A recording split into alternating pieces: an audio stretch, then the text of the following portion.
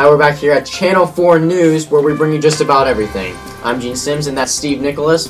We have the live feed of the first World Olympics of 1896, where we bring you ping pong between U.S. and India. I was speaking with U.S.'s #1 ping pong player today, John Smith, and he said he's ready to bring home that gold. Right you are. Now down to the live feed with Randy Dean. Welcome to Game 1, U.S. versus India.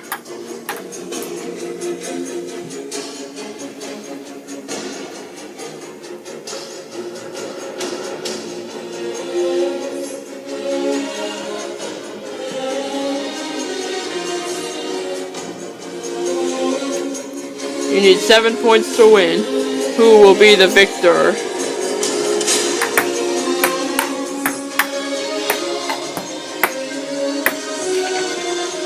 Point, U.S. Point, India.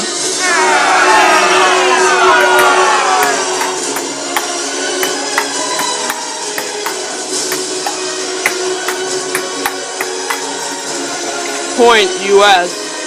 U.S. is up 2-1. Point, U.S.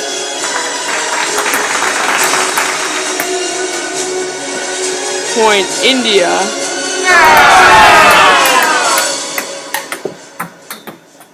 Point, U.S.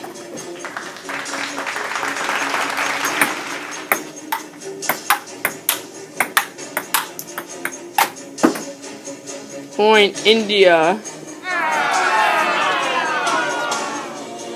It is 4-3, U.S.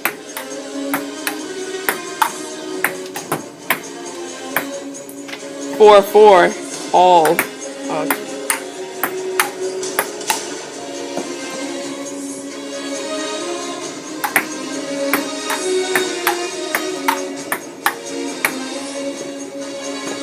5-5.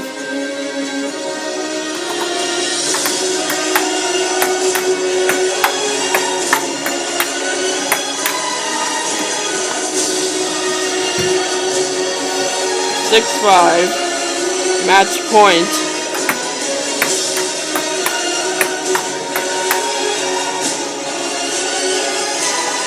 6-6. Match point. USA wins. What you just saw was set 1 of Game 1 of the World Olympics ping pong match between U.S. and India.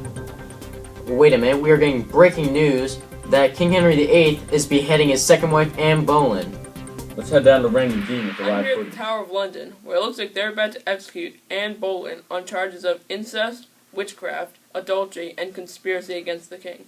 Let's try and take a closer look. That was one of the more horrific deaths in our world's history. Speaking of horrific deaths, let's kick it over to that map of Russia where we'll see how Germany tried to invade the Soviet Union during a very cold winter. What do you say, Randy? It's Randy with the weather. Russia has a very cold climate due to its location near the Arctic Circle. So when Hitler tried to invade, the Russians fell back, leading Hitler farther and farther into Russia. When the winter set in, the climate became very cold and unbearable for soldiers.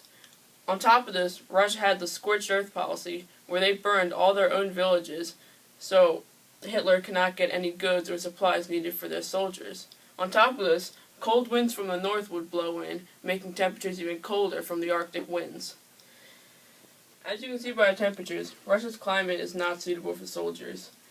Napoleon made the same mistake about 100 years earlier when he tried to invade Russia. They even followed the same route.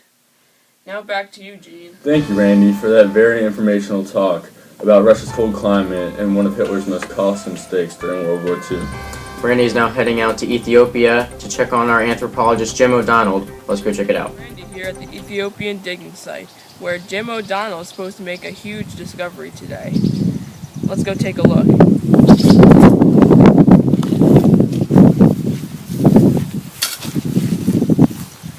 Well, Randy, I've been working for a couple hours now trying to dig up the skull. It looks like it's been one of those early hominids, so let me just keep digging and try to get it out completely. What hominid would you say this is? Well, Now, being able to look at the size and shape of the skull, I would say it's probably a Homo erectus. Homo erectus lived about 1.8 million years ago to 300,000 years ago. These were the first hominids to actually leave Africa. They are also the first to use and control fire, so they were pretty advanced. Have you found any tools with him? No, but actually, now that you bring up tools, these were the first hominids to actually be smart enough to be able to use something like this rock to hunt. They were the first to develop a big enough brain to actually think about using that. So yeah, they take a simple rock like this and maybe, throw it at an animal to try to kill it. Great. Now, did a Homo erectus walk upright on 2 legs or down on 4? He actually walked up on 2 legs. Interesting. Yes. Back to you, Randy, Gene. for that informative information about the Homo erectus. Randy's now heading over to France to interview a person in the trench during a trench warfare. Let's go over to Randy. Randy here, and we are in the trenches of France, where many soldiers have perished, and there are a lot of body parts. Let's go to a soldier now who's trying to get some shut-eye. Sir, can you hear me? Yeah, I can hear you. What's the worst part of living in the trenches? Probably the rats. They're huge, disgusting, and it's nasty. I heard some can even climb trees. Do you believe that? No, I don't believe that. I think Whoa!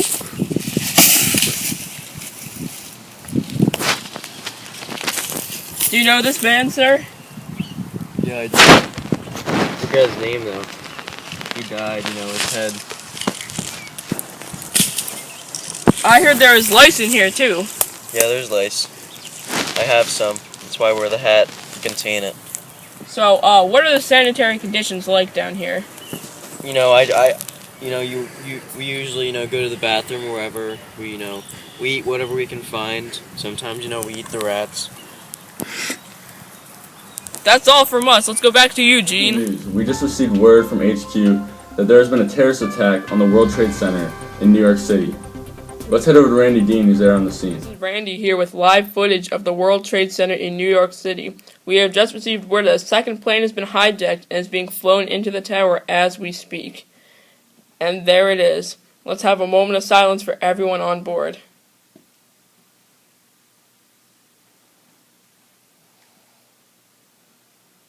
These are different angles of the crash caught by pedestrians standing by watching this horrible sight.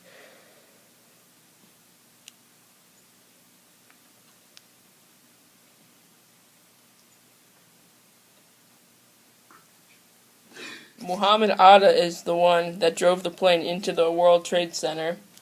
Of the 44 people on board, we don't expect any of them to survive. The plane hit about the 99th to 103rd floor of the South Tower. This hit was much lower than the first one, as you can see. This is a remembrance video of all those who lost their lives, both on the flights and servicemen and women who lost their lives helping people out of the towers.